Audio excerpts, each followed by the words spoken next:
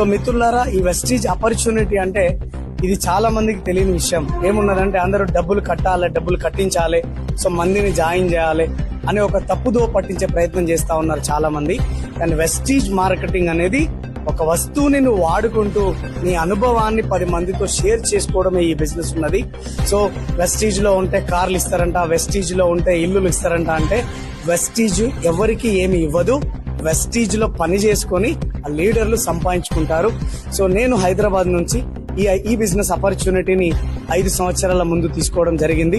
ఈ రోజు ఇదే బిజినెస్ ఆపర్చునిటీ నుంచి 164 రూపాయల నా ఇన్కమ్ నుంచి మొదలు పెడితే ఈరోజు 10 లక్షల రూపాయల ఇన్కమ్ ని తీసుకుంటున్నాను.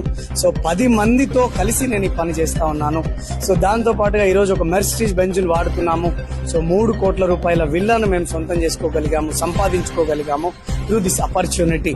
ఈరోజు నాతో పాటుగా కొన్ని లక్షల మంది ఉపాధి పొందుతున్నారు. సో మిత్రులారా, ఆలోచించండి.